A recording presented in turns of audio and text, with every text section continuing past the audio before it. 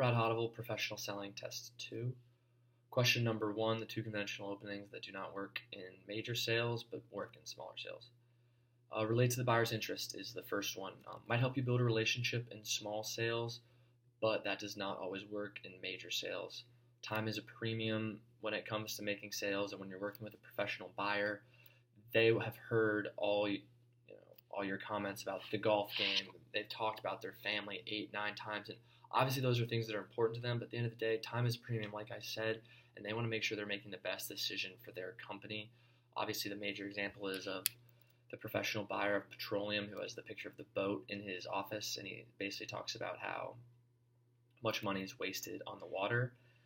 And also, they want, like I said, they want the best goods. So, like it says in the book, Fred is a great guy, and they really enjoy his time, but John has a better, cheaper product, so they buy from him. That's the way selling is going, and that's where it's moving towards, which in major sales especially is they want the best product for their company versus that relationship. And then making an opening benefit statement is the second one.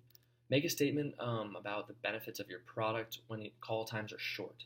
Like a 6-minute pharmaceutical sale, making that quick benefit statement kind of sparks their interest, and that's really important.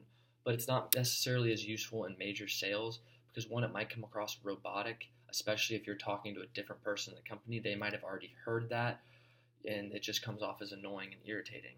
And secondly, it can make you talk about the product before you've really built its value, and you can lose control of the call by the buyer starting to ask questions before you've really built up that need.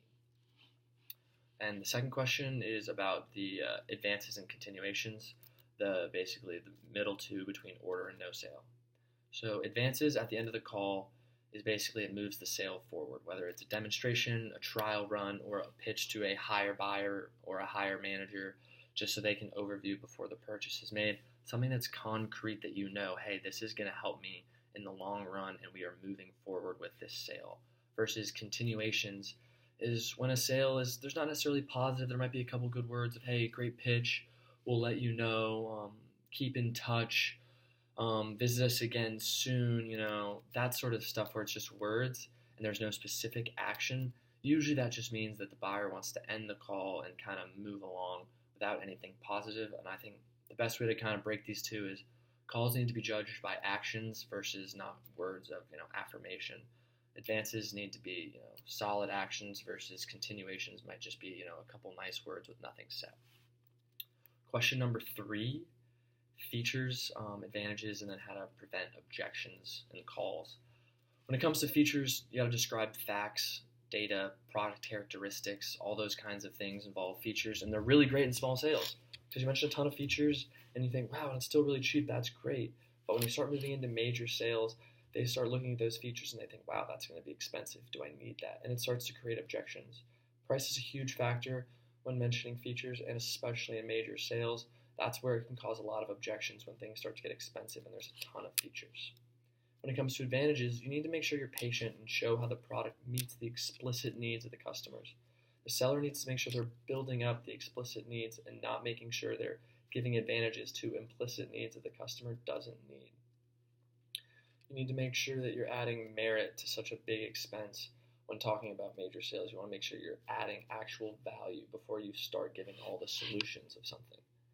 And then the 2 kind of major prevention objections that people get in sales is early in the call, customers rarely object to questions, but if you offer solutions too early that do not fit their needs, they're not going to be as interested. As I said earlier, you need to make sure you're creating a big enough need, an explicit need for the customer.